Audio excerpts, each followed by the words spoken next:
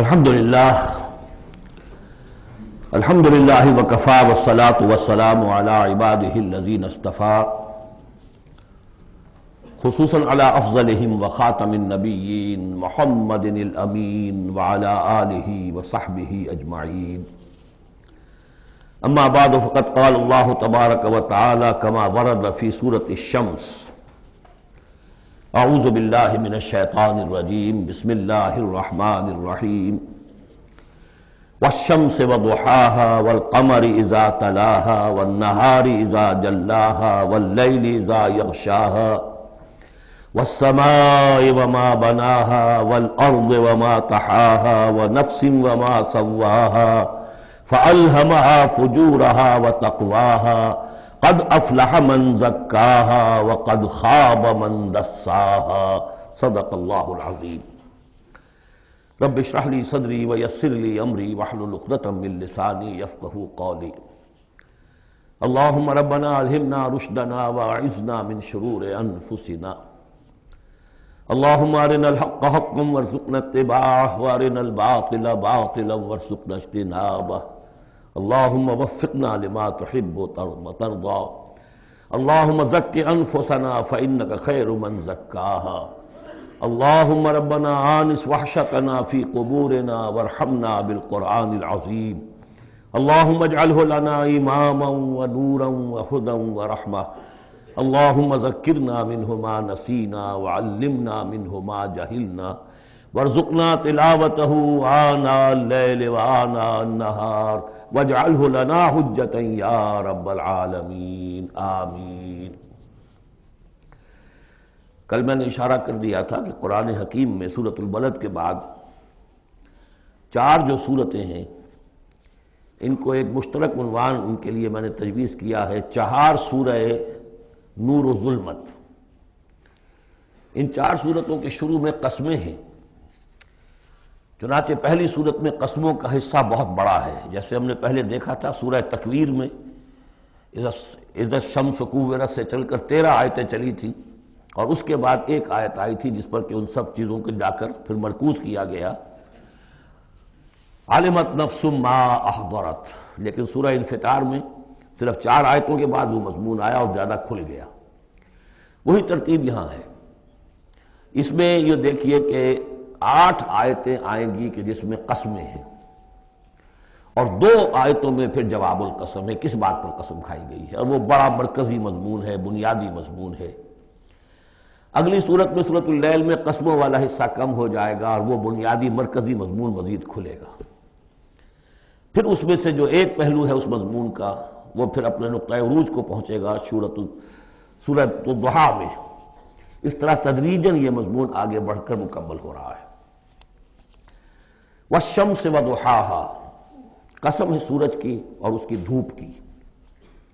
والقمر اذا تلاها، اور قسم ہے چاند کی جبکہ وہ اس کے پیچھے آتا ہے۔ تلاہا، تلا یتلو، پیچھے آنا، فالو کرنا۔ قرآن مجید کی تلاوت کا لفظ بھی اسی لیے، پڑھنے کے لیے تلاوت کیا ہے کہ آپ اس کے ٹیکسٹ کو فالو کر رہے ہوتے ہیں۔ بسا اوقات انگلی بھی ساتھ چلتی ہوتی ہے، جو زیادہ ماہر نہیں ہوتے ان کو دیکھا ہوگا کہ وہ کہیں ایسا نہ ہو کہ اس سطر کو چھوڑ کے اس پہ آ جائے، انگلی ساتھ چلاتے ہیں۔ اور اسی سے پھر یہ کہ اس کا اس قدر معنی پیدا ہو گئے کہ قرآن مجید پڑھنے کا جو حقیقی مقصد ہے اسے فالو کرنا ہے، اس پر عمل کرنا ہے، اس کا اتباع کرنا ہے۔ اس اعتبار سے بہترین لفظ جو ہے وہ اختیار کیا گیا، لیکن لغوی معنی اس کے کیا، کسی کے پیچھے آنا۔ تو قسم ہے سورج کی اور اس کے دھوپ چڑھنے کی، اور قسم ہے چاند کی جبکہ اس کے پیچھے آتا ہے۔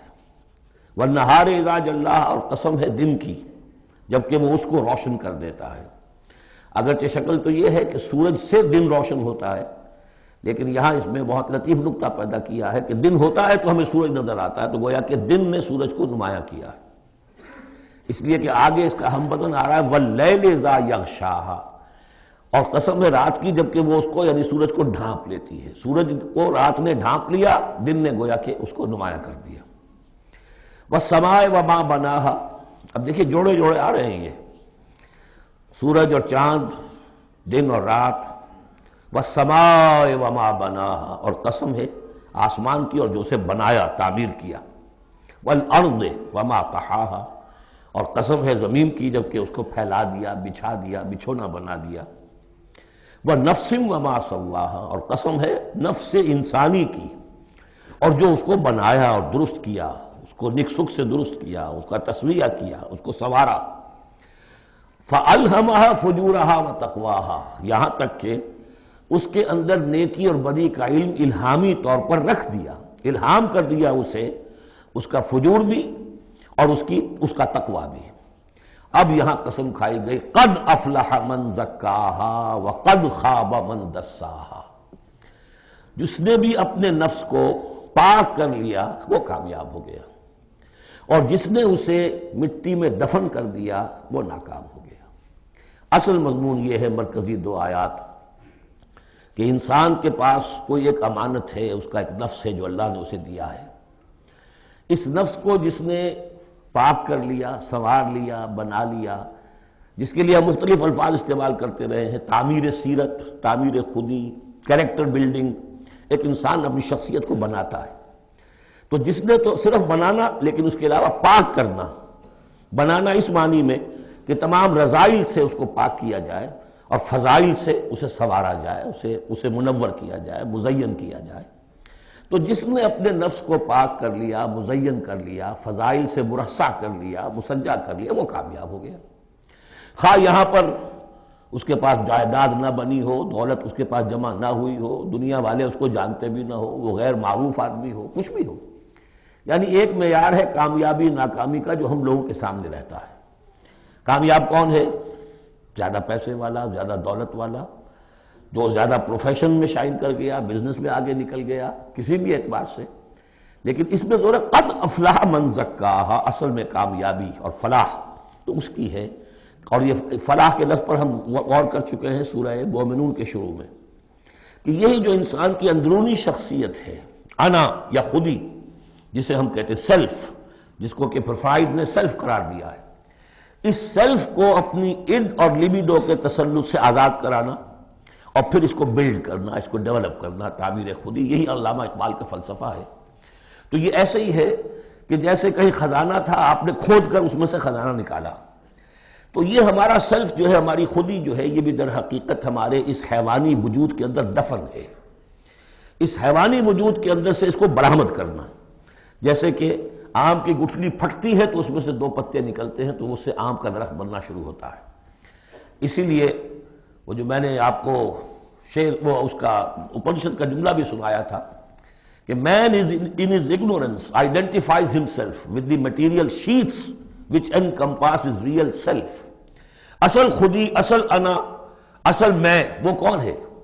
یہ میرا وجود ہے، یہ میرا جسم ہے، یہ میرے ہاتھ ہے، یہ میرے پاؤں ہیں، لیکن میرا میں ایک پوزیسو موڈ میں ایک پروناؤن آیا ہے، تو جو پوزیس کر رہا ہے جسم کو وہ کون ہے؟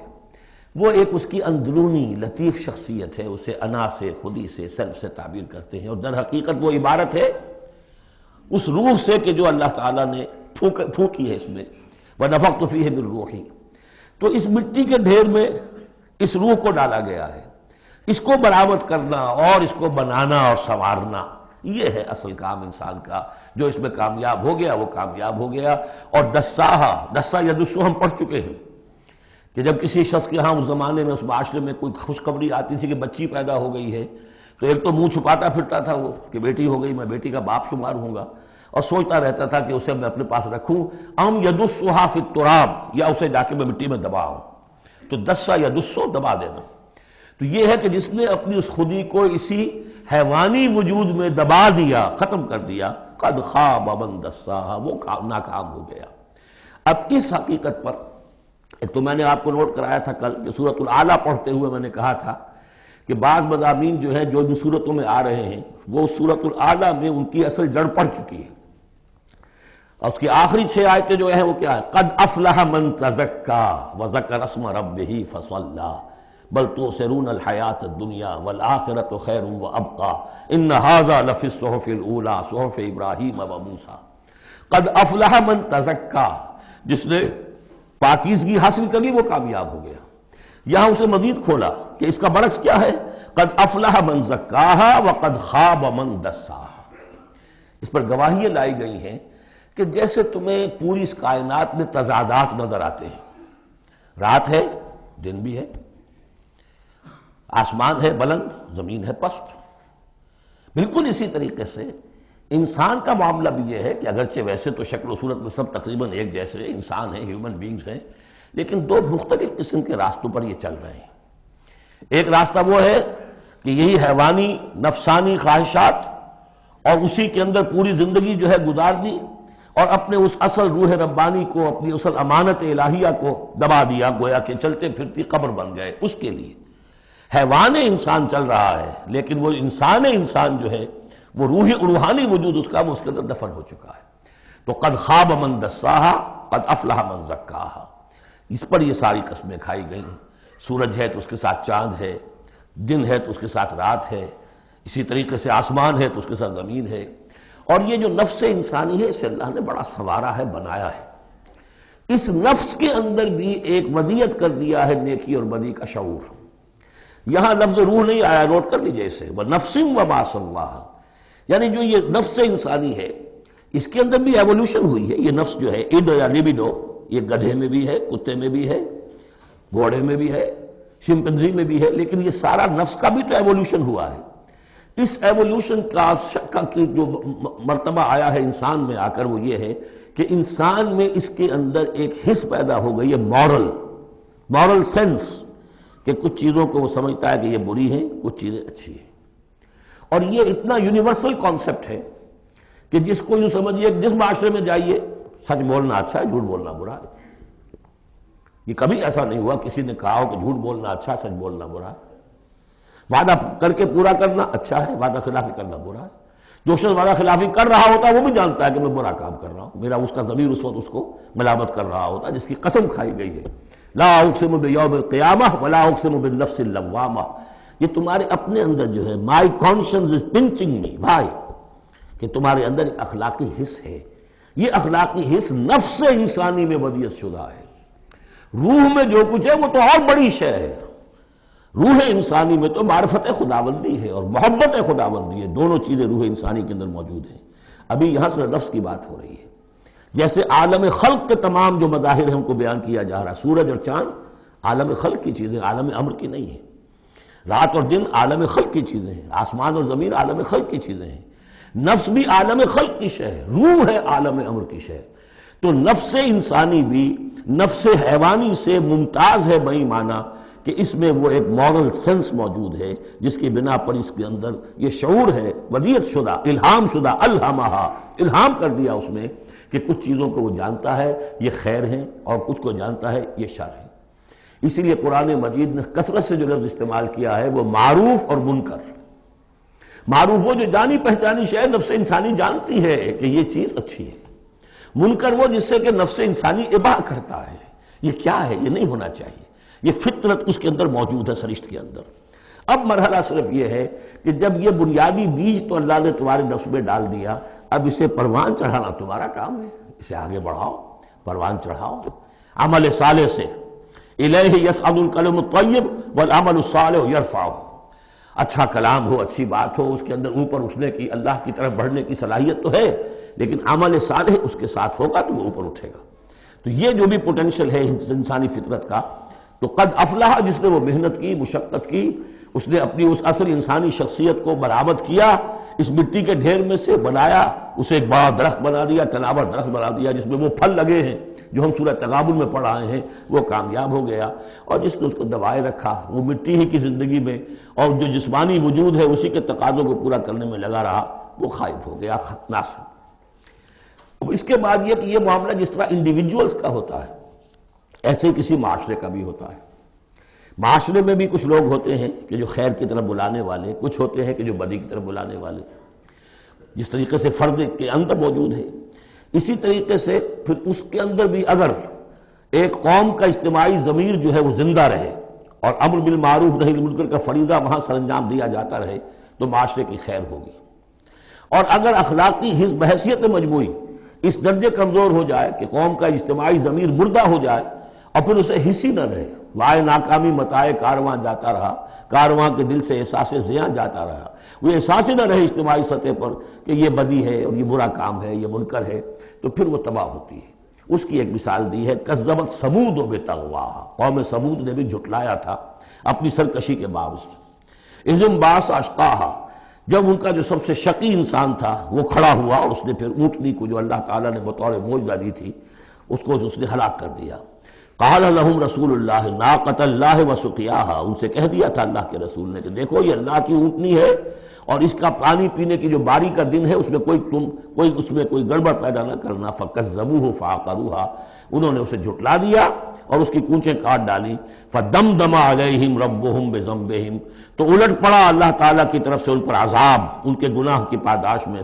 فسواہا، اللہ نے سب کو برابر کر دیا۔ ولا یخاف عقباہا، اور اللہ تعالیٰ کو اس کا کوئی ڈر نہیں کہ اس کا کیا نتیجہ نکلے گا، اس کی مخلوق تھی اس نے ختم کر دیا اور مخلوق کو وہ لے آئے گا۔ تو انفرادی اور پھر اجتماعی، ان دونوں چیزوں کو اس صورت کے اندر جمع کر دیا گیا۔ اب یہاں سے جو مضمون شروع ہوا ہے دیکھیے اگلی صورت میں کھلے گا۔ اگلی صورت میں 3 جوڑے بلکہ 2 جوڑے آ رہے ہیں صرف۔ واللیل اذا یغشا، قسم ہے رات کی جبکہ وہ ڈھانپ لیتی ہے۔ والنہار اذا تجلی، قسم ہے دن کی جبکہ وہ روشن ہو جاتا ہے۔ یہ ہمارے خارج میں آفاق کے اندر دن اور رات۔ وما خلق الذکر والانثی، ہمارے انفس میں ہمارے اندر کوئی مذکر ہے، کوئی مؤنث ہے، کوئی مرد ہے، کوئی عورت ہے۔ یہ جو تضادات بظاہر نظر آتے ہیں حقیقت میں تضادات نہیں ہیں، ان دونوں کے مل کے ہی در حقیقت فطرت اپنے مقاصد کی تکمیل کر رہی ہے۔ دن اور رات کے فرق سے ہی سارا نباتاتی نظام جو ہے یہ وہ سارا کا سارا اسی کے ساتھ وابستہ ہے، اسی سے اس کا ریسپریٹری سسٹم ہے، اسی سے یہ فوٹو سنتھسس اور سب کا یہ جو سولر انرجی ہے اس کا درختوں کی لکڑیوں میں آ کے سٹور ہو رہا ہے۔ یہ کیا ہو رہا ہے؟ سارا کا سارا دن اور رات کے ساتھ ہے۔ اسی طریقے سے مرد اور عورت، اگر یہ فرق نہ ہو تو اولاد کیسے ہو، آگے نسل کیسے چلے؟ تو تضادات میں بھی توافق ہے یہاں، اگرچہ بعض چیزیں بظاہر متضاد ہیں لیکن ان میں توافق ہے، اللہ تعالیٰ نے اسی لیے پیدا کیا، لیکن ساتھ ہی یہ بتا دیا کہ جیسے یہ تضادات تمہیں نظر آ رہے ہیں واضح طور پر، دن اور رات، نر اور مادہ، ایسے ہی ان سعیکم لشتی، تمہاری جو سعی ہے، محنت ہے، بھاگ دوڑ ہے، وہ تو سب کر رہے ہیں۔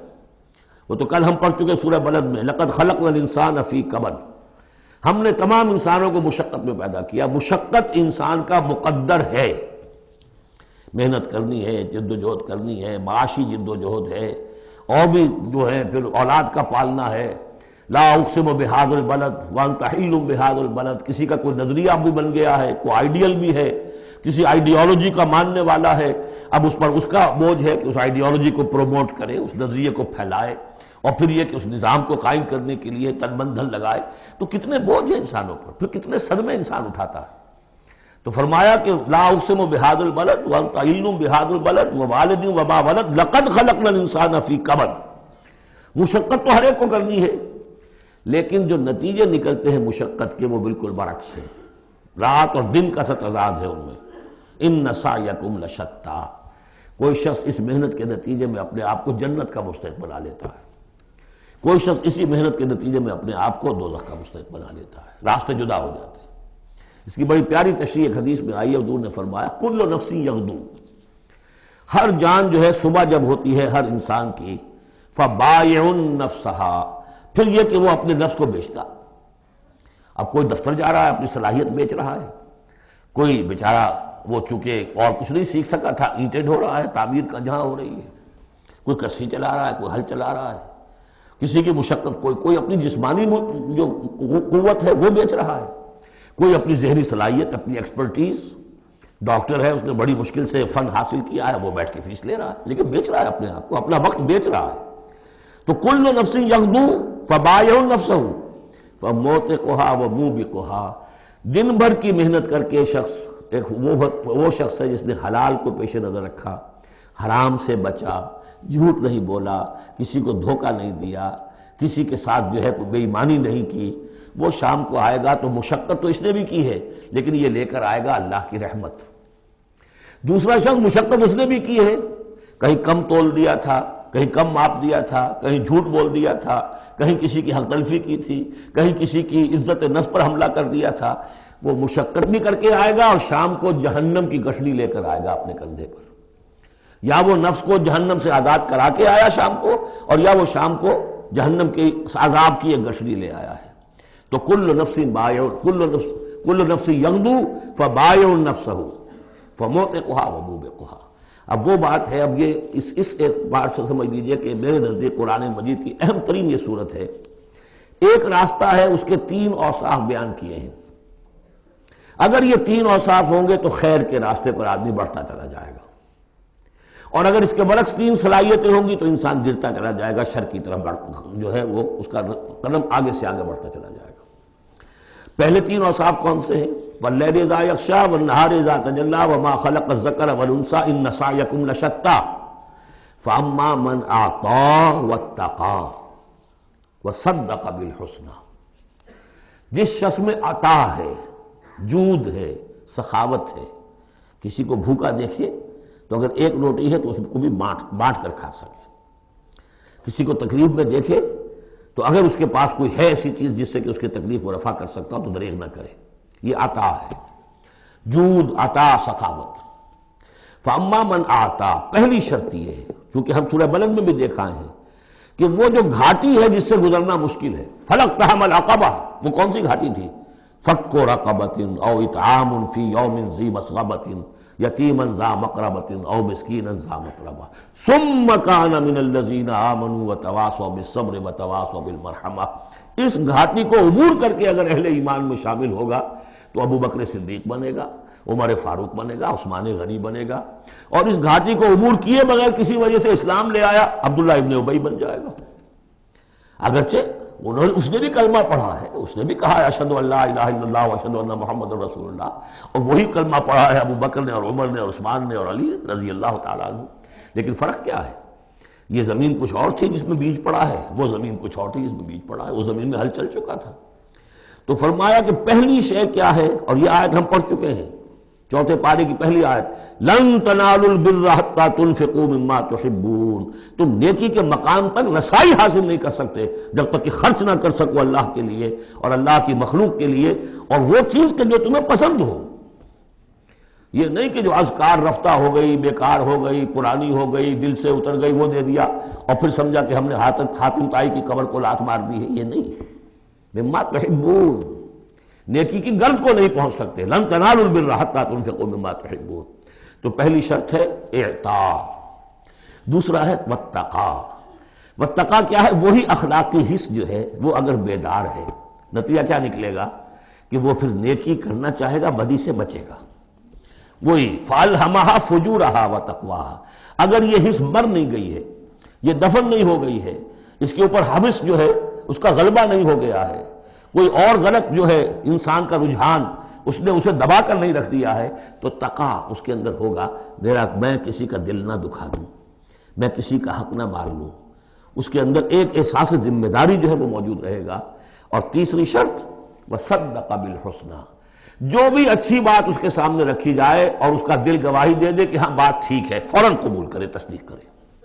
اس وقت یہ نہ کرے کہ یہ میں اگر مان لوں گا تو فلاں چیز چھوڑنی پڑ جائے گی، یہ اگر مان لوں گا تو فلاں کام کرنا پڑ جائے گا، یہ اگر مان لوں گا تو فلاں شخص ناراض ہو جائے گا، یہ اگر مان لوں گا تو مجھے یہ نقصان ہو جائے گا. اگر یہ سوچ کر رک گیا تو فیل ہو جائے گا. بلکہ یہ کہ جب دل نے گواہی دے دی کہ ہاں ٹھیک ہے، حق ہے، صحیح ہے، فوراً کہو دیکھیے جی آپ کی یہ بات، یعنی اس کو سمجھیے پریکٹیکلی. اگر آپ کسی بحثی میں بھی مبتلا ہو گئی کسی کے ساتھ، اور پھر یہ ہے کہ آپ نے کسی وقت محسوس بھی کر لیا کہ پلڑا اس کا بھاری ہے، بات اس کی صحیح ہے، لیکن ایک یہ کہ اڑے ہوئے کیسے مان لوں میں کہ میں ہار گیا. ایک یہ کہ شخص کہے ٹھیک ہے صاحب آپ کی یہ بات مجھے بالکل دل کو لگی ہے، ٹھیک ہے، ابھی اور غور کریں گے، سوچیں گے، چلیں گے آگے اور اس مسئلے پر، لیکن یہ بات آپ کی ٹھیک ہے. اس سے انسان کے اندر جو ہے پھر وہ ہم آہنگی پیدا ہوتی ہے، بات آگے بڑھتی ہے. لیکن یہاں سمجھ لیجئے کہ بنیادی طور پر یہ 3 اوصاف ہیں. فاما من آتا، بخل نہ ہو، اتقا اور اس کے اندر یہ اخلاقی حس بیدار ہو. نمبر 3، جو اچھی بات سامنے آئے اس کی تصدیق کر دیں. فَسَنُيَسِّرُهُ لِلْيُسْرَىٰ، تو ہوتے ہوتے ہم آسانی سے، اب یہ لفظ بھی آ چکا تھا سورہ علق میں وَنُيَسِّرُكَ لِلْيُسْرَىٰ، میں نے کہا تھا اس لفظ کو یہاں نوٹ کر لیجئے اور یہیں سے یہ بات آگے کھلے گی۔ فَسَنُيَسِّرُهُ لِلْيُسْرَىٰ، جس شخص میں یہ تین اوصاف ہوں گے ہم انہیں رفتہ رفتہ سب سے اونچی اور سب سے اچھی جو اس آسانی والی منزل ہے جنت، وہاں پہنچا دیں گے۔ اب اس کے برعکس دیکھیے ترتیب، وَأَمَّا مَن بَخِلَ، اعطاء کے مقابلے میں بخل آ گیا، وَاسْتَغْنَىٰ، بے پرواہ ہے، اسے پرواہ ہی نہیں، دریا کو اپنی موج کی طغیانیوں سے کام، کشتی کسی کی پار ہو یا درمیان رہے، ہمیں سے کیا غرض ہے، وہ تو اپنی اس میں دھن میں لگے جا رہے ہیں، کسی کا دل مسل دیا، کسی کے جذبات کے اوپر جو ہے ٹھیس پہنچا دی، کسی کو کچھ کر دیا، کسی کا مال ہڑپ کر لیا، کسی کو اور کسی طرح سے اس کی عزت کے اوپر جو ہے کوئی حملہ کر دیا، چلے جا رہے۔ استغنا، انہیں یہ احساس ہی نہیں ہے کہ کوئی نیکی اور بری کا معاملہ بھی ہے اور مجھے سیدھے راستے پر چلنا ہے، برائی کے راستے پر نہیں۔ وَكَذَّبَ بِالْحُسْنَىٰ، اچھی بات پیش کی جائے جھٹلا دے، دل گواہی دے چکا ہے کہ بات اچھی ہے لیکن پھر جھٹلا دے، کسی تعصب کی وجہ سے، کسی ضد کی وجہ سے، تکبر کی وجہ سے، ہٹ دھرمی کی وجہ سے۔ فَسَنُيَسِّرُهُ لِلْعُسْرَىٰ، تو ایسے شخص کو ہم آہستہ آہستہ تدریجاً سب سے بڑی مشکل یعنی جہنم میں پہنچا دیں گے۔ تو یہ گویا کہ اب دو راستے، اِنَّ سَعْيَكُمْ لَشَتَّىٰ، تمہاری جد و جہد جو ہے زندگانی کی، ان کے یہ دو رخ ہے۔ اگر تو یہ ہے اما من اعطا واتقا وصدق بالحسنى، اگر یہ تینوں چیزیں بتمام و کمال موجود ہوں تو وہ شخص صدیق بنے گا، ابو بکر صدیق بنے گا رضی اللہ تعالیٰ عنہ، ان کے نقش قدم پر چلنے والا ہوگا۔ اور اگر ان تینوں سے کوئی چیز کمی ہے تو کہیں بیچ میں لٹک جائے گا، اور تینوں ہی نہیں ہے تو معلوم ہوا کہ وہ بدترین خلائق ہوگا پھر، جس کا کہ سب سے بڑا کردار جو قرآن مجید میں آتا ہے وہ ابو لہب ہے۔ ابو جہل جو ہے وہ بدترین نہیں تھا، اچھی طرح سمجھ لیجئے، وہ تو جب آج ہم پڑھیں گے، جب سورہ علق آئے گی تب اس کے کردار کا نقشہ سامنے آئے گا۔ اس کی شخصیت بڑی اونچی شخصیت تھی بعض اعتبارات سے، میں سنا چکا ہوں، نے صاف مانا تھا کہ محمد جھوٹ نہیں کہہ رہے، جو کچھ کہہ رہے ہیں صحیح کہہ رہے ہیں، لیکن میں نہیں مان سکتا۔ اس کا مطلب ہے ہمیشہ کے لیے ہم بنو امیہ جو ان کے غلام ہو جائیں گے، بنو ہاشم کے، یہ میرے لیے قبول نہیں۔ صاف تو کہا نا، کم سے کم give the devil his due۔ اسی طریقے سے جس باطل دین کا وہ علمبردار تھا اس کے لیے اس نے بھی گردن کٹوائی ہے، قربانی دی ہے اس نے۔ ابو لہب نے 2 مرسنریز بھیج دیے، تم چلے جاؤ، میں تمہیں پیسے دے دوں گا، تم جاؤ، تم لڑاؤ میری جگہ پر، اس لیے کہ اس میں وہ بات نہیں تھی، اس میں مردانگی تھی۔ کوئی وجہ تھی کہ حضور نے 2 شخصوں کو برابر تولا ہے، عمر ابن الخطاب اور عمر ابن ہشام میں سے اللہ کسی ایک کو میری جھولی میں ڈال دے، کوئی وجہ تھی نا، آخر دونوں کو کیسے کیا ہے؟ اگر کہیں وہ بھی ایمان لایا ہوتا تو عمر ابن الخطاب کی طرح کا مسلمان ہوتا، پھر وہ اس طرح کا ڈھیلا مسلمان نہ ہوتا، وہ عبداللہ ابن ابی والا مسلمان نہ ہوتا۔ تو یہ شخصیتوں کا معاملہ ہوتا ہے، تو جس میں تینوں اوصاف نہیں ہے وہ گیا بدترین خلائق، جس میں کچھ ہے وہ پھر کچھ دیر لگا کے آ جائے گا، کچھ وقت لگے گا اسے، لیکن یہ 3 اوصاف ہی ہیں تعمیر سیرت کے اس اعتبار سے کہ جو فیصلہ کن ہیں۔ فَأَمَّا مَنْ أَعْطَىٰ وَاتَّقَىٰ وَصَدَّقَ بِالْحُسْنَىٰ فَسَنُيَسِّرُهُ لِلْيُسْرَىٰ وَأَمَّا مَنْ بَخِلَ وَاسْتَغْنَىٰ وَكَذَّبَ بِالْحُسْنَىٰ، بالکل اپوزٹ چیزیں، فَسَنُيَسِّرُهُ لِلْعُسْرَىٰ وَمَا يُغْنِي عَنْهُ مَالُهُ إِذَا تَرَدَّىٰ، اور اس نے جو مال جمع کیا ہوگا اپنے لیے وہ قطعاً کام نہیں آئے گا جب اسے گرایا جائے گا، گڑھے میں جب گرے گا جہنم کے۔ إِنَّ عَلَيْنَا لَلْهُدَىٰ، دیکھو انسانوں ہمارے ذمے ہے صرف ہدایت پہنچا دینا، یا اب اللہ تعالیٰ اپنے ذمے لے رہے ہیں، یہ ہمارے ذمے ہے کہ تمہیں راستہ دکھا دیں، سجھا دیں، یہ سجھا دینا ہمارے ذمے ہے۔ اس کے لیے ہم نے تمہیں جبلی ہدایت بھی دی ہے، اس کے لیے ہم نے تمہارے اندر اخلاقی حس بھی رکھ دی ہے، اس کے لیے ہم نے اپنی روح تم میں پھونکی ہے، اس میں ہماری معرفت اور محبت موجود ہے، اور پھر ان تمام چیزوں کی تکمیل کے لیے ہم نے نبی بھیج دیے، رسول بھیج دیا، کتابیں نازل کر دی، ہم نے اپنا ہدایت کا جو فرض تھا وہ ادا کر دیا۔ ان علینا للہدیٰ وَإِنَّ لَنَا لَلْآخِرَةَ وَالْأُولَىٰ، پھر ہمارے ہی لیے ہے اختیار آخرت کا بھی اور اولا کا بھی، دنیا کا بھی، پھر فیصلہ ہم کریں گے کہ کون اب اس قابل ہو گیا ہے کہ دنیا کو ان کے بوجھ سے پاک کر دیا جائے، زمین کو ان کے بوجھ سے آزاد کر دیا جائے، پوری قوموں کو ملیا بیٹ کر دیا جائے، فیصلہ کرتے ہیں۔ وہ پڑھ چکے پچھلی صورت میں، فَدَمْدَمَ عَلَيْهِمْ رَبُّهُمْ بِذَنبِهِمْ فَسَوَّاهَا، ایسے ہے کہ جیسے کسی باغ میں سے کوڑا کرکٹ جمع کیا جائے اور پھر اسے آگ دکھا دی جائے، اس لیے کہ اس باغ کے لیے بدنما داغ ہے۔ اب تو یہ کہ وہ انسان جو ہے کہ جو پھر اس حد تک ہدایت کے واضح ہو جانے کے بعد کہ نبی آ گیا، کتاب آ گئی، اور اس نے ماڈل پیش کر دیا اپنی زندگی کے اندر، پھر بھی نہیں مانا، تو پھر یہ جو بھی فیصلہ ہے وہ ہم کرتے ہیں۔ فَأَنذَرْتُكُمْ نَارًا تَلَظَّىٰ، دیکھو میں نے تمہیں خبردار کر دیا اس آگ سے جو بھڑک رہی ہے اور وہ منتظر ہے۔ لا یصلاھا، ہم دیکھ چکے ہیں کئی جگہ آیا ہے کہ وہ تو دھاڑ رہی ہے بھوکے شیر کی طرح، اسے تو چاہیے اپنی خوراک۔ لا یصلاھا الا الاشقی، نہیں پڑے گا اس میں مگر وہی جو بہت ہی بدبخت ہے۔ کیوں؟ کم بدبخت تو اگر ہوتا معاملہ تو اور ہوتا، یہ محمد کے آنے کے بعد بھی صلی اللہ علیہ وسلم جس کی حقیقت نظر نہیں آئی، تو اس سے بڑا بدبخت تو کوئی ہے ہی نہیں۔ اس لیے کہ اگر کچھ اندھیرا ہو کچھ روشنی ہو آدمی ٹھوکر کھا جائے، چلیے بھائی کچھ اندھیرا بھی تھا، جھٹپٹا تھا، پوری روشنی نہیں تھی، نصف النہار پر سورج چمک رہا ہو اور آپ ٹھوکر کھائیں تو پھر قصور کس کا ہے؟ تو آپ کا ہے۔ اس اعتبار سے اب بعثت محمدی کے بعد صلی اللہ علیہ وسلم جس شخص نے اپنے آپ کو محروم رکھا وہ اشقا ہے۔ لا یصلاھا الا الاشقی الذی کذب وتولی، جس نے جھٹلایا ہے اور منہ پھیر لیا ہے۔ وَسَيُجَنَّبُهَا الْأَتْقَى، اور ہم بچا دیں گے یا بچا دیا جائے گا اس سے جو بہت ہی متقی ہے۔ اس آیت کے بارے میں تقریباً کنسنسس ہے کہ یہاں مراد حضرت ابوبکر ہیں رضی اللہ تعالیٰ عنہ۔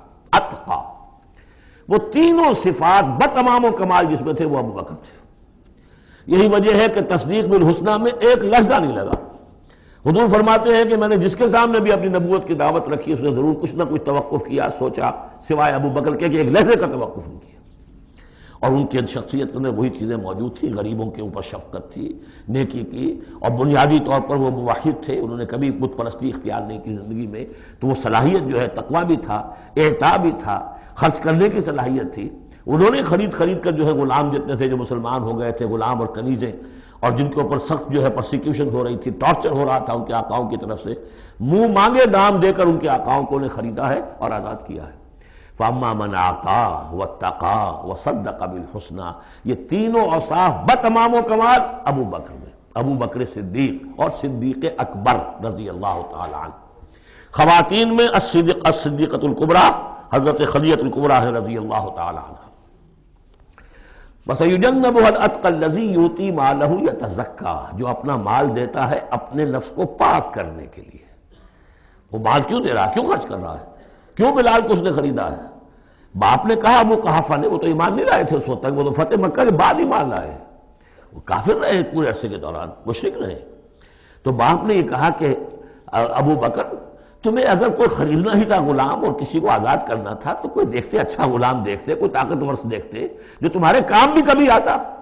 انہیں کیا پتا تھا کہ ابو بکر تو کسی اور چیز کا طلبگار ہے، اسے کچھ اور چاہیے، اسے کوئی یعنی جو شخص کسی غلام کو آزاد کر دیتا تھا وہ اس کا مولا رہتا تھا، پھر بھی وہ ایک درجے میں اس کے تابع ہوتا تھا، اس کی بات سنتا تھا، اس کا حمایتی ہوتا تھا۔ اخلاقی طور پہ بھی سمجھ میں آ رہا ہے کہ ایک شخص نے اپنی رقم خرچ کی ہے اور آپ کو خرید کے آزاد کر دیا ہے، تو اب آپ بے دام جو ہے غلام تو ہو گئے نا اس کے، اس لیے کہ یہ کہ وہ غلامی نہیں ہے، مولا کہلاتے تھے وہ، جیسے کہ حضرت زید ابن حارثہ بھی مولا تھے حضور کے، اور اسی طریقے سے اور بھی بہت سے ہیں جن کے بارے میں آتا ہے کہ انہوں نے جو حدیث روایت کی ہے، ثوبان رضی اللہ تعالیٰ وہ بھی مولا تھے حضور کے، مولا اس معنی میں۔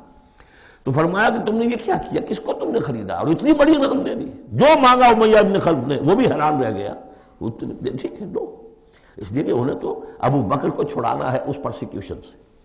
الذی یؤتی مالہ یتزکیٰ وما لأحد عندہ من نعمت تجزیٰ، اور ایسا نہیں ہے کہ کسی اور کا اس پر کوئی احسان ہو جس کا وہ بدلہ چکا رہا ہو، نہیں، الا ابتغاء وجہ ربہ الاعلیٰ، صرف اپنے بلند و بالا پروردگار کی رضا جوئی کے لیے وہ خرچ کر رہا ہے۔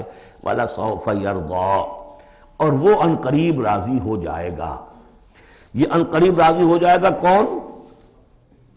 اللہ بھی راضی ہو جائے گا اور ابو بکر بھی راضی ہو جائیں گے، رضی اللہ عنہ ورضوا عنہ، جیسے ہم خطبے میں بھی کہتے ہیں رضی اللہ تعالی عنہ وارضاہ، اللہ تعالیٰ بھی راضی ہو جائے ان سے اور اللہ ان کو راضی بھی کر دے، ان کو بھی اتنا اجر و ثواب دے۔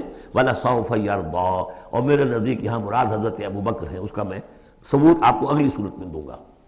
اب دیکھیے پہلی صورت میں آیا تھا قد افلح من زکاہا وقد خاب من دساہا، 8 آیتیں تھیں، وہ تھیں قسموں پر مشتمل، لیکن اصل مضمون کیا تھا؟ نفس انسانی میں نیکی اور بدی کا شعور ودیت کر دیا ہم نے۔ اب جس نے اس کو بنا لیا، سنوار لیا، وہ کامیاب، جس نے اس کو دبا دیا، مٹی میں دفن کر دیا، وہ ناکام۔ اگلی صورت میں آگے راستہ بتا دیا. سنوارنے کا راستہ کیا ہے؟ اعطا، تقوی، تصدیق بالحسنہ. ان عادتوں کو کلٹیویٹ کرو اپنے اندر تو یہ راستہ جو ہے تمہارا جائے گا صدیقیت کی طرف اور اللہ تعالیٰ کی رضا کی طرف. اس کے برعکس اور صاف بخل، استغناء، پرواہ ہی نہیں، کیا خیر کیا شر کوئی پرواہ نہیں. اپنی خواہشات کو پورا کرنا ہے، اپنی اشتہا جو ہے اس کو شہوت کو پورا کرنا ہے، حرام سے حلال سے اسے کوئی بحث نہیں. اور یہ کہ بات سچی آئی، اچھی آئی اور دل نے گواہی دے دی پھر بھی اس کو رد کر دیا تو وہ دوسری منزل پہ نکل جاؤ گے. اب یہ جو پہلی منزل تھی اس کا نقطہ عروج کون ہے؟ ایک تو ابو بکر آ گئے اس میں، اور ان سے بلندتر رتبہ کس کا ہے؟ محمد الرسول اللہ صلی اللہ علیہ وسلم، معراج انسانیت. اب جو دو صورتیں آ رہی ہیں ان کا سارا تعلق کلیتاً محمد الرسول اللہ کے ساتھ ہے. یہ سیرت النبی کے اعتبار سے بھی بہت اہم ہیں دو صورتیں.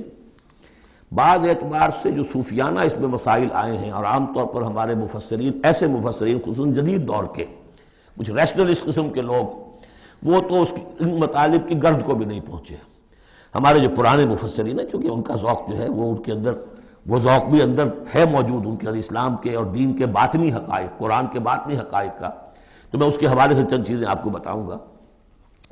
سورۃ الضحیٰ کا جو اس کا جو شان نزول ہے وہ یہ ہے کہ کچھ دنوں کے لیے، ایک تو بالکل شروع میں جو رک گئی تھی فترت وحی، اس کے علاوہ پھر ایک موقع آیا ہے کہ کچھ عرصے کے لیے بہت دن گزر گئے حضرت جبرائیل نہیں آئے اور آپ کے اوپر ایک شدید قسم کی جو ہے وہ پریشانی طاری ہو گئی.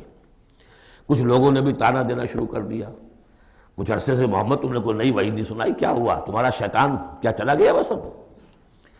کوئی ایسا بھی بتایا گیا کہ ایک دفعہ کہیں متواتر کئی راتوں تک آپ رات کو اٹھے نہیں تو کہا وہ تمہارا شیطان تمہیں چھوڑ گیا ہے. کوئی ساتھ کے رہنے والی عورت جو تھی کہ رات میں نے سنی نہیں تمہاری کوئی پڑھنے کی جو تم پڑھا کرتے تھے، شاید شیطان تمہیں چھوڑ گیا ہے.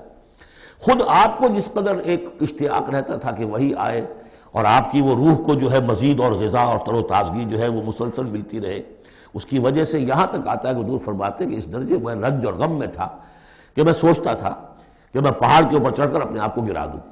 بربنائے طب بشری، اس درجے حضور کے اوپر جو ہے یہ شاخ گزر رہا تھا کہ وہی کیسے بند ہو گئی. اور اس میں یہ بھی تھا کہ اللہ ناراض تو نہیں ہو گیا، کیا مجھ سے کوئی خطا تو ایسی نہیں ہو گئی، یہ سبب کیا ہوا ہے؟ یہ ہے وہ کیفیت کہ جس کے اندر یہ آیتیں نازل ہو رہی ہیں. اور اب آپ اس کو سمجھ لیجئے کہ اس کا نفسیاتی اور انسان کی باطنی کیفیات کے ساتھ کیا تعلق ہے. انسان پر دو طرح کی کیفیات طاری ہوتی رہتی ہیں. جیسے میں نے پہلے ایک دفعہ آپ کو بتایا صدیق اور شہید کے درمیان جو فرق ہے بنیادی، کہ کچھ بنیادی طور پر لوگ ایکسٹروورٹس ہوتے ہیں، کچھ بنیادی طور پر انٹروورٹس ہوتے ہیں. ایکسٹروورٹس کھیل کود بھاگ دوڑ، لوگوں سے ملنا جلنا، گفتگو ہے، اسے دھکا دے دیا، اس سے مذاق کر لیا، اسی میں وہ خوش رہتے، بڑے مگن رہتے. تنہائی انہیں کاٹ کھانے کو دوڑتی ہے. اور ایک انٹروورٹس ہوتے ہیں کہ وہ مجلس وغیرہ کو نہیں ہوتا، اپنے تنہائی میں کہیں بیٹھے ہیں، غور و فکر کر رہے ہیں، سوچ بچار کر رہے ہیں. انہیں وہ مجلس سے زیادہ اپنا گوشہ تنہائی جو ہے وہ زیادہ عزیز ہوتا ہے. تو یہ دو مزاج اللہ نے بنائے ہیں. اسی طرح ہر انسان کے اوپر آلٹرنیٹلی کچھ کیفیات آتی ہیں جس کو ہم کہتے ہیں میرا موڈ آف ہے. ایک طرح کا قبض سا ہو جاتا ہے طبیعت میں بندش سی ہوتی ہے. کسی وقت اسی شخص کے اندر پھر انشراح سا ہو جاتا ہے، پھر ہنسنے بولنے کو جی چاہتا ہے، گفتگو کرنے کو جی چاہتا ہے. تو یہ کیفیت جب انسان کی روحانی زندگی سے متعلق ہو جائے تو اس کو پھر صوفیہ نے نام دیا قبض اور بسط. کبھی طبیعت میں انشراح ہے، انبساط ہے، طبیعت جو ہے وہ آمادہ ہے، ہر چیز میں روشنی کا پہلو آدمی دیکھ رہا ہے. ہر چیز کے اندر آپ کو معلوم ہے ایک تاریک رخ بھی ہوتا ہے کسی معاملے کا اور روشن رخ بھی ہوتا ہے. اس وقت انسان روشن رخ کو دیکھتا ہے. اور ایک وقت میں آتا ہے کہ طبیعت میں بندش سی لگ گئی ہے، جیسے اندر کوئی پکڑ لیا کسی نے. اب طبیعت جو ہے وہ بھی اپنے اندر وہ انقباض محسوس کر رہی ہے اور پھر آدمی پیسیمسٹک ہو جاتا ہے، نا امید سا ہوتا ہے، پھر اسے ہر معاملے کا تاریک پہلو زیادہ نظر آنے لگتا ہے. تو یہ قبض اور بسط کی کیفیات ہیں. جب کبھی قبض کی کیفیت ہو، قاضی ثناء اللہ پانی پتی رحمۃ اللہ علیہ نے تفسیر مظہری میں لکھا ہے کہ قبض کی کیفیت میں اس صورت کا پڑھنا تریاق ہے. جس طرح حضور صلی اللہ علیہ وسلم کے لیے گویا کہ اس وقت جو وحی کا بند ہو جانا تھا وہ گویا کہ ایک طرح کے انقباض اور قبض کی کیفیت پیدا ہوئی تھی. اس میں اب اللہ تعالیٰ فرما رہے ہیں والضحیٰ، قسم ہے دن کے دھوپ چڑھنے کے وقت کی، واللیل اذا سجا، اور قسم ہے رات کی جبکہ وہ چھا جائے. یا ساکن ہو جائے. سجا کے دونوں معنی ہے سکون. اب دیکھیے ان دونوں کو کیوں لائے؟ اس لیے کہ صبح ہے، حرکت ہے، برکت ہے، چلنا ہے، دوڑنا ہے، ہر شخص جا رہا ہے، ادھر جا رہا ہے، ادھر جا رہا ہے. رات کو سکون ہو گیا، تاریکی چھا گئی اور شور ہنگامہ ختم ہو گیا. لیکن یہ رات اور دن دونوں ضروری ہیں انسان کے لیے. یہاں کا نظام چلانے کے لیے اگر رات ہی رات ہوتی تب بھی یہ دنیا نہ چلتی، اور دن ہی دن ہوتا تب بھی نہ چلتا. تو رات بھی ضروری ہے. اسی طریقے سے نفس انسانی کے لیے کبھی کبھی قبض کا وقفہ بھی ضروری ہے. آپ اسے یہ نہ سمجھیں کہ اللہ تعالیٰ ناراض ہو گیا، یہ بھی ہماری تربیت کا ایک یوں سمجھیے کہ ایک جز ہے. ما ودعک ربک وما قلی، آپ کے رب نے آپ کو رخصت نہیں کیا ہے، نہ ہی وہ آپ سے ناراض ہوا ہے. وَلَلْآخِرَةُ خَيْرٌ لَكَ مِنَ الْأُولَىٰ، اور اس کے بعد جو وقت آئے گا اس قبض کے بعد وہ پہلی سے بھی بہتر ہوگا. اور میں حیران ہوتا ہوں کہ کیسے غالب نے وہ بات کہی ہے کہ جو بالکل ترجمانی ہے اس کی، رکتی ہے میری تباہ تو ہوتی ہے رواں اور. یعنی یہ کہ جب میری طبیعت کے اوپر کبھی کبھی رکاوٹ سی آ جاتی ہے، اب شعر جو ہیں اچھے نازل نہیں ہو رہے، لیکن جب وہ رکاوٹ سے میں نکلتا ہوں، اس قبض سے نکلتا ہوں، رکتی ہے میری تباہ تو ہوتی ہے رواں اور. اس لیے کہ اس قبض کے بعد جب مرحلہ آتا ہے انبساط کا اور انشراح کا تو وہ ایک قدم آگے ہوتا ہے. آدمی اس پہلی کیفیت سے ایک درجہ جو ہے اس کا بڑھ چکا ہوتا ہے. وَلَلْآخِرَةُ خَيْرٌ لَكَ مِنَ الْأُولَىٰ، یقیناً پچھلی ہر گھڑی، ہر ساعت اور ہر قبض کے بعد آنے والا انبساط آپ کے لیے پہلے سے اونچا درجہ لے کر آئے گا. وَلَسَوْفَ يُعْطِيكَ رَبُّكَ فَتَرْضَىٰ، ان قریب آپ کا رب آپ کو اتنا کچھ دے گا، اتنا کچھ دے گا، آپ کی محنتوں کے وہ نتائج سامنے آئیں گے کہ آپ راضی ہو جائیں گے. اب دیکھیے پچھلی صورت ختم ہوئی تھی وَلَسَوْفَ يَرْضَىٰ، یہاں ہے وَلَسَوْفَ يُعْطِيكَ رَبُّكَ فَتَرْضَىٰ. صرف ضمیر کا فرق ہے، کیونکہ صدیق پر وحی نہیں آتی، براہ راست خطاب نہیں کیا جا سکتا، وہاں وہ صیغہ جو ہے وہ غائب کا ہے وَلَسَوْفَ يَرْضَىٰ. اور چونکہ نبی وہ ہے جس پر وحی آ رہی ہے، براہ راست مخاطب ہے، تو وَلَسَوْفَ يُعْطِيكَ رَبُّكَ فَتَرْضَىٰ، آپ کا رب اتنا کچھ دے گا کہ آپ راضی ہو جائیں گے. اب یہ کہ اسی قبض کی حالت میں پھر اللہ تعالیٰ اپنے احسان جتا رہا ہے، اور یہ بہترین ہے. کبھی طبیعت پر ڈپریشن ہو اس طرح کی اور قبض کی کیفیت ہو تو آدمی یاد کرے کس کس مرحلے پر اللہ نے میری دستگیری فرمائی، کن کن مراحل پر اللہ تعالیٰ نے مجھے مشکلات سے نکالا. اس سے وہ حوصلہ بڑھتا ہے. اور اس کو بھی سمجھیے کہ اسی انداز میں الم یجد کا یتیما فآویٰ، یہ سیرت النبی کے بڑے اہم حصے ہیں جو اس میں آ گئے ہیں. آپ کی پیدائش یتیمی میں، پوسٹیورس چائلڈ، باپ تو پہلے فوت ہو چکا ہے، دادا ہے 2 سال کی عمر میں وہ بھی گئے، پھر 6 سال کی عمر نہیں 6 سال کی عمر میں والدہ گئی، 8 سال کی عمر میں دادا گئے. اور وہ یعنی جو آپ نے دیکھا ہے ابتدائی زمانہ زندگی کا تو وہ یتیمی کا. الم یجد کا یتیما فآویٰ، کیا اس نے اے محمد آپ کو نہ پایا کہ آپ یتیم تھے، پھر پناہ دی، آپ کے لیے بندوبست کیا، دادا کے دل میں جو شفقت ڈالی، پھر آپ کے تایا زبیر کے دل میں جو شفقت ڈالی. بدقسمتی سے ہماری تاریخ میں چونکہ بہت زیادہ عمل دخل رہا اہل تشیع کا، تو عبد المطلب کے بعد فوراً ابو طالب کا نام آتا ہے، حالانکہ یہ غلط ہے تاریخی اعتبار سے. عبد المطلب کے بعد کافی عرصے تک زبیر جو آپ کے تایا تھے وہ سرپرست تھے، پھر ان کے انتقال کے بعد ابو طالب کا معاملہ آیا، لیکن ان کو بیچ میں سے غائب کر دیا گیا ہے. بہرحال اللہ تعالیٰ جو بھی کسی کے دل میں ڈالتا ہے، آخر ابو طالب کے دل میں محبت ڈالی تو کس نے ڈالی؟ وہ ہم پڑھ چکے ہیں سورہ طٰہٰ میں، وَأَلْقَيْتُ عَلَيْكَ مَحَبَّةً مِّنِّي. حضرت موسیٰ علیہ السلام کی موہنی صورت کے اوپر اللہ تعالیٰ فرماتے ہیں ہم نے اپنی محبت کا پرتو ڈال دیا کہ تمہیں دیکھنے کے بعد وہ قتل کرنے کے ارادے سے باز رہ گئے، ان کے ہاتھ شل ہو گئے. ایسی موہنی صورت، اسے قتل کر لیں. وَأَلْقَيْتُ عَلَيْكَ مَحَبَّةً مِّنِّي وَلِتُصْنَعَ عَلَىٰ عَيْنِي، یہ ہوا ہے. تو فرمایا الم یجد کا یتیما فآویٰ ووجدک ضالا فہدی.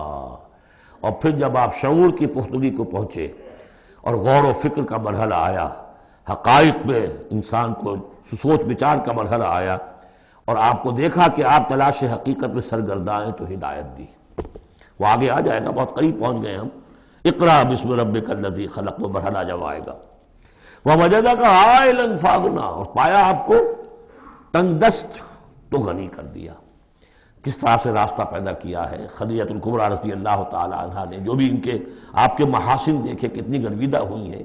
بڑے بڑے سردار قریش کے جو ہیں ان سے نکاح کے خواہش مند تھے، انہوں نے خود جو ہے اپنی لونڈی کے ذریعے سے پیغام دیا ہے حضور کو.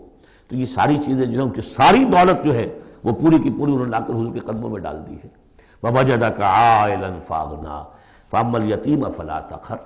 تو اے نبی تقاضے ان تینوں چیزوں کے کیا ہیں؟ ہم نے آپ کو یتیم پایا، پناہ دی، اب آپ بھی یتیم کے سرپرستی کیجئے. کسی یتیم کو اس کے اوپر کوئی جبر نہ ہو، سختی نہ ہو. وَأَمَّا السَّائِلَ فَلَا تَنْهَرْ. اور آپ جبکہ تلاش حقیقت میں سرگرداں تھے تو ہم نے آپ کو ہدایت دی. اسی طریقے سے اب آپ کو بھی کوئی شخص سائل بن کر آپ کے پاس آئے، سوال کرے، اسے جھڑکنا نہیں ہے. اسے جو بھی سائل دونوں طرح کے ہوتے، سوال کرنے والا کوئی علمی سوال اور سوال کرنے والا کوئی مالی دولت، مالی مدد کے لیے.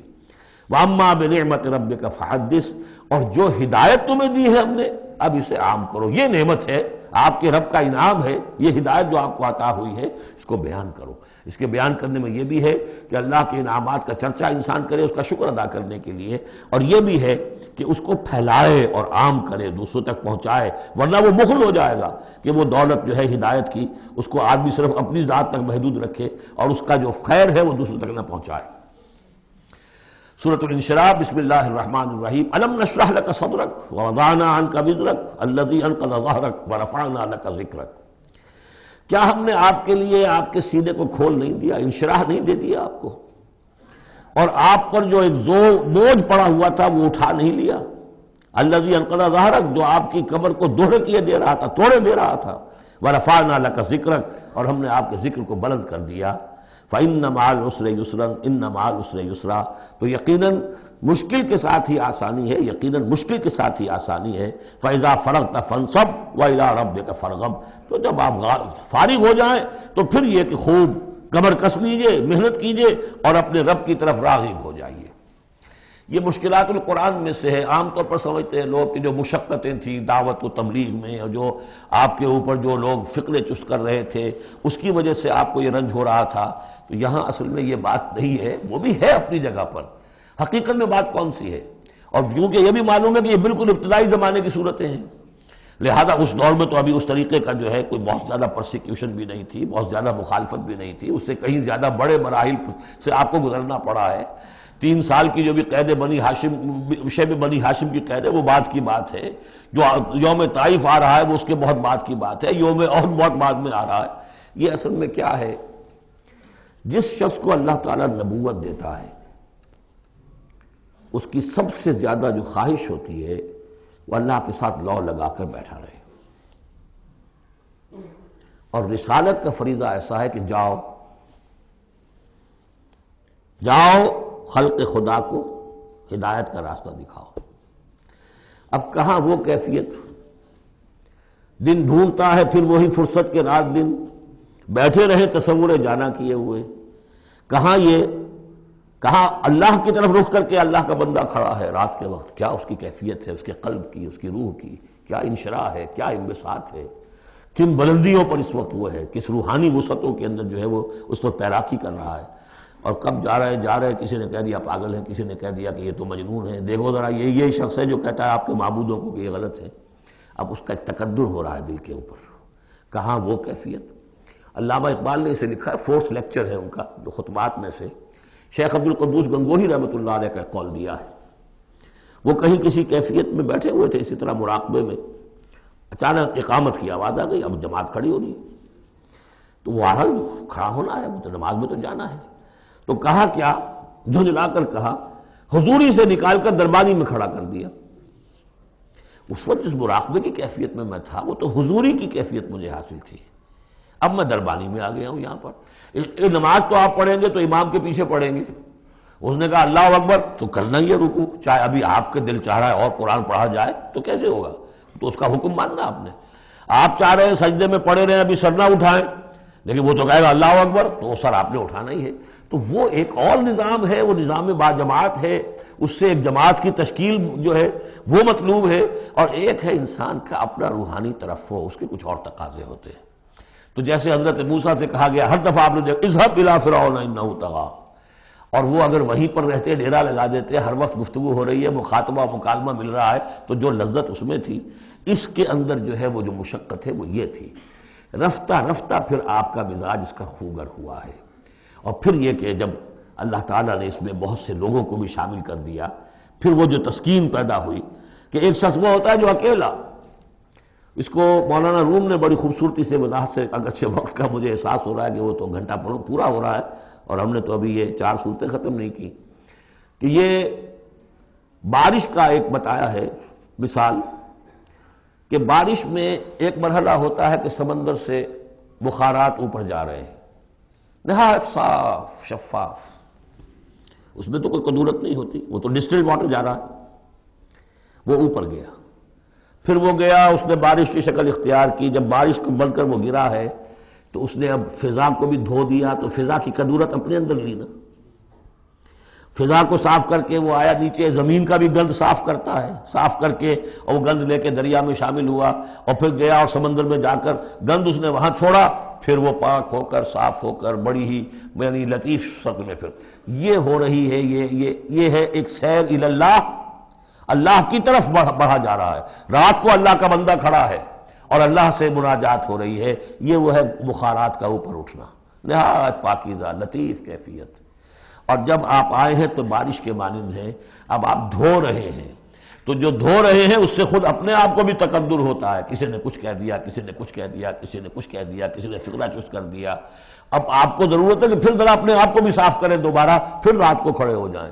سیر الی اللہ، سیر فی اللہ، سیر عن اللہ الی اللہ، یہ جو ہے جو تبلیغ کا اور فریضہ رسالت ہے، یہ بھی سیر الی اللہ ہے نتیجے کے اعتبار سے، لیکن اس وقت عن اللہ ہے، اللہ کی طرف تو پشت ہو گئی۔ اب دیکھیے جب آپ نماز میں کھڑے ہیں تو رخ کدھر ہے؟ اللہ کی طرف، جا رہے ہیں تبلیغ کے لیے تو اللہ کی طرف تو پشت ہو گئی، اب تو آپ جا رہے ہیں تو خلق کی طرف آپ کا رخ ہے، اللہ کی طرف تو پشت ہے۔ اس حوالے سے وہ عروج ہے، یہ نزول ہے، اور یہ نزول جو ہے یہ بڑا شاق گزرتا ہے کسی ایسے شخص پر جسے عروج کی لذت حاصل ہو گئی ہو۔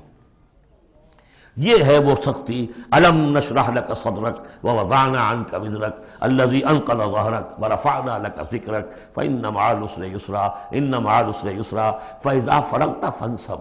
اے نبی وہ وقت آ جائے گا، آپ اپنے اس فرض منصبی سے جب فارغ ہو جائیں گے، جب اللہ کا دین غالب آ جائے گا، پھر آپ یکسو ہو کر وہ جو آخر میں آیا اذا جاء نصر اللہ والفتح ورأيت الناس يدخلون في دین اللہ افواجا فسبح بحمد ربک واستغفر انہ کان توابا، پھر آپ ہمہ وقت اسی کام میں لگ جائیے۔ اور اسی لیے حضور نے اس وقت آخری فیصلہ کیا، اللہم فی الرفیق الاعلی، بس اب میں فارغ ہوا اور اب میں مزید تاخیر نہیں چاہتا۔ حالانکہ نبیوں کو یہ آپشن ملتا ہے، اگر آپ ابھی چاہیں تو اور رہ سکتے ہیں دنیا میں، یہ آپشن ملا ہے۔ چنانچہ حضور نے اپنے مرض وفات میں جو خبر دی آ کر، جب آپ نے نماز پڑھائی ہے، بیماری میں ذرا سی کمی ہوئی تھی، باہر آپ آئے ہیں، حضرت ابوبکر نماز پڑھا رہے تھے، حضرت ابوبکر کے پاس جا کر آپ جو ہے بیٹھ گئے، اب حضرت ابوبکر جو ہے وہ اقتدا کر رہے ہیں حضور کی، اور پوری جماعت کر رہی ہے اقتدا حضرت ابوبکر کی۔ یہ نماز ہے، آخری باجماعت نماز۔ اس میں حضور نے فرمایا اللہ نے اپنے بندے کو ایک آپشن دی ہے، ایک اختیار دیا ہے، وہ چاہے تو، اب جو ایگزیکٹ الفاظ یاد نہیں ہے، نتیجہ اس کا یہی ہے کہ چاہے تو ابھی دنیا میں اور رہیں، تو بندے نے اللہ کو قبول کر لیا ہے۔ حضرت ابوبکر رو پڑے اور لوگ حیران ہوئے، رو کیوں رہے ہیں؟ یہ تو کوئی بات ایسی ہے نہیں۔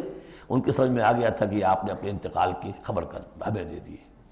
تو یہ فیصلہ اللہم فی الرفیق الاعلی،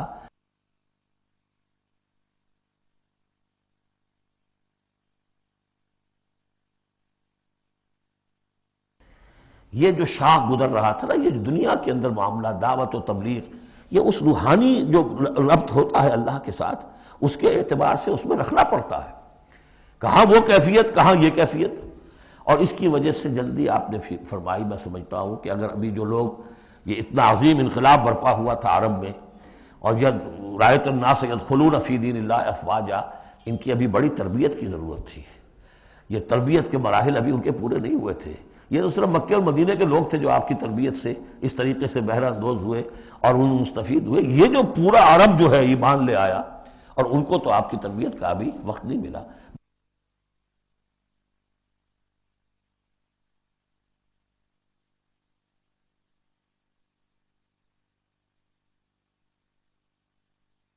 بہرحال جب یہ کام ہو چکے گا اے محمد، تو بس پھر آپ ہمہ وقت اللہ کی طرف متوجہ ہو جائیے۔ سورۃ التین، بسم اللہ الرحمن الرحیم۔ یہ صورت بھی نفسیاتی فلسفیاتی اعتبار سے بہت اونچی ہے، اور وہ کیا ہے سمجھ لیجئے۔ جب کبھی اللہ کا بندہ کوئی جس کی اخلاقی حس بیدار ہو، بات وہیں سے چل رہی ہے، اخلاقی حس، الہمہا فجورہا و تقواہا، وہ اگر کسی بگڑے ہوئے معاشرے میں بیٹھ کے دیکھتا ہے کہ ہر جگہ پر خود غرضی ہے، ظلم ہے، ہر جگہ پر ہم دیکھ رہے ہیں جھوٹ ہے، دھوکہ ہے، فریب ہے، زیادہ بیان کرنے کی ضرورت ہی نہیں، خود ہمارا جو معاشرہ ہے اس کی بہت بڑی مثال موجود ہے، شاید بڑی ہی نمائندہ جو مثال ہے دنیا کے اندر اس چیز کی، اس پہ کوئی غور کر رہا ہے تو غور کر کے بالآخر بسا اوقات انسان اس درجے پر پہنچتا ہے کہ انسان ہے ہی بہت حقیر اور بہت گندی مخلوق، اس میں خیر ہے ہی نہیں، خیر کا کوئی پہلو نہیں۔ اور یہ میں آپ سے عرض کر دوں، آج کے سارے جو ماہرین نفسیات ہیں ان سب کا حاصل یہی ہے کہ انسان میں کوئی اعلیٰ شے ہے ہی نہیں، یا پیٹ ہے، یا اس کی شہوت ہے، یا حب تفوق ہے، یا اینیمل انسٹنکٹس ہے، کسی خیر کا مجھے کسی بھی جو بھی ہو آپ کا سائیکالوجسٹ کو بتا دیجئے کہ وہ کسی خیر کا بھی آپ کے اندر کوئی سراغ لگا کر بتا سکے۔ یہ جو ایک آتی ہے انسان کے اوپر مایوسی، حساس انسان پر، اس میں یہ صورت نازل ہوئی ہے کہ انسان شر ہی شر نہیں ہے، گند کی پوٹ ہی نہیں ہے، اس میں بڑی بلندی کا پہلو بھی ہے۔ والتین والزیتون، گواہ ہے انجیر اور گواہ ہے زیتون، وطور سینین، اور گواہ ہے وہ پہاڑ طور سینا، وہذا البلد الامین، اور گواہ ہے یہ شہر امین، امن والا شہر۔ لقد خلقنا الانسان فی احسن تقویم، ہم نے تو انسان کو بہت بلند حساب پر، بہت عمدہ تخلیق پر بنایا تھا۔ اب قسموں کا اس کے ساتھ ربط کیا ہے؟ تین، انجیر، یہ اس علاقے میں کثرت سے ہوتی تھی، اور کہتے ہیں کہ اس پہاڑ کا نام بھی جبل تین تھا، جہاں حضرت نوح علیہ السلام نے دعوت و تبلیغ کی 9.5 برس تک، 950 برس تک۔ زیتون اس پہاڑی کا نام ہے، اور وہاں زیتون کے درخت تھے جہاں حضرت مسیح علیہ السلام نے سرمن آف دا ماؤنٹ، مشہور پہاڑی کا آواز، اسی پر آپ کے زیادہ تر تبلیغی مباحث ہوئے ہیں۔ طور سینین تو واضح ہے، حضرت موسیٰ علیہ السلام کو جہاں ہم کلامی حاصل ہوئی۔ ھذا البلد الامین، اور یہ امن والا شہر جس میں محمد الرسول اللہ دعوت و تبلیغ کے فریضہ سر انجام دے رہے ہیں۔ ان شخصیتوں کو اصل میں ان مقامات سے مراد یہ شخصیتیں ہیں۔ اگر کسی کا خیال یہ ہے کہ انسان میں کوئی خیر ہے نہیں تو دیکھیں ہمارے بندے نوح کو، یاد کریں ہمارے بندے عیسیٰ کو، یاد کریں وہ بھی تو انسان تھا، موسیٰ جو رب سے ہم کلام ہوا تھا، اور دیکھ لیں اس بندے محمد کو صلی اللہ علیہ وسلم جو اس بلد امین میں نظر آ رہا ہے۔ کیا تمہیں ثبوت نہیں مل جائے گا کہ انسان میں تو بڑی عظمت رکھی تھی ہم نے؟ یہ دوسری بات ہے، آپ اپنے آپ کو حیوان ہی سمجھ لیں، حیوان بنا لیں، فلا تکونوا کالذین نسوا اللہ فانساہم انفسہم، یہ تو آپ کا کام ہے، آپ نے کیا ہے، یہ گراوٹ تو آپ کو ملی ہے۔ حقیقت میں اللہ تعالیٰ نے بنایا تھا وہ تو بہت اونچے مقام پر بنایا تھا۔ آدم مسجود ملائک، آدم خلقتہ بیدی، اپنے دونوں ہاتھوں سے بنایا ہے۔ وَلَقَدْ كَرَّمْنَا بَنِي آدَمَ وَحَمَلْنَاهُمْ الْبَرَّ وَالْبَحْرِ، یہ ساری آیات جو اتری قرآن مجید میں، تو انسان سرشت کے اعتبار سے کچھ کمزور ہے، فطرت کے اعتبار سے بہت بلند ہے۔ یہ میں دونوں الفاظ بار بار استعمال کرتا رہا ہوں، اب ان تمام چیزوں کی وضاحت ممکن نہیں ہے۔ اس کا روحانی وجود سب سے اونچا ہے، اس کا حیوانی وجود بہت نیچے ہے۔ اصل میں اس حیوانی وجود میں آ کر یہ نیچے چلا گیا ہے۔ والتین والزیتون وطور سینین وھذا البلد الامین لقد خلقنا الانسان فی احسن تقویم، ہم نے انسان کو بنایا تھا بہترین حساب سے۔ ثم رددناہ اسفل سافلین، اب اسے اس جسد حیوانی میں ڈال کر در حقیقت نیچے پہنچا دیا گیا ہے۔ تو اب کیا کرنا ہوگا؟ اب اوپر اٹھنا ہوگا۔ اوپر اٹھنے کے لیے محنت کرنی پڑتی ہے۔ الا الذین آمنوا وعملوا الصالحات، اب یہ ایمان اور عمل صالح ہے جو تمہیں اس پستی سے نکال کر اوپر لے آئے گا۔ جس مقام پر تم پیدا کیے گئے ہو اس مقام تک پہنچنے کے لیے پہلی محنت کیا ہے؟ آپ کے شعور اور ذہن کی آزمائش ہے کہ اللہ کو پہچانتے ہو یا نہیں، اور دوسری محنت عمل صالح ہے۔ الا الذین آمنوا وعملوا الصالحات فلہم اجر غیر ممنون، تو ان کے لیے تو اجر و ثواب ہوگا جو اس کا سلسلہ کبھی منقطع ہی نہیں ہوگا۔ فما یکذبک بعد بالدین، اب اس کے ساتھ ہی ایک بات ایسی جوڑ دی کہ اگر تمہیں بھی نظر آ رہا ہے کہ کچھ لوگ بلند ہیں، کچھ پست ہیں، کچھ گھٹیا ہیں، کچھ بڑھیا ہیں، تو سوال یہ کہ اس کا کوئی نتیجہ بھی نکلنا چاہیے کہ نہیں؟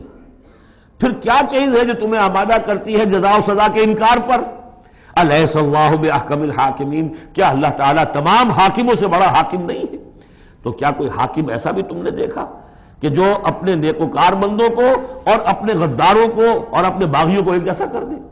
تو اگر انسانوں کے اندر یہ دونوں طرح کے کردار موجود رہے ہیں، جو تمہیں زیادہ نظر آ رہے ہیں وہ تو دوسری طرح کے ہیں، ہم نے بھی تمہیں دکھا دیے نا، موسیٰ بھی اللہ کا بندہ تھا، انسان تھا، عیسیٰ بھی تو ایک انسان تھا، یہ محمد بھی چلتے پھرتے جو ہے ثبوت ہے انسانی عظمت کا، یہ انسان کے اندر عظمت بھی ہے۔ اگرچہ ادھر اگر متوجہ نہیں ہوگے تو واقعی حیوانوں سے بھی بدتر ہو جاؤ گے، اولئک کالانعام بل ہم اضل۔ بارک اللہ لی ولکم فی القرآن العظیم ونفعنی وإیاکم بالآیات والذکر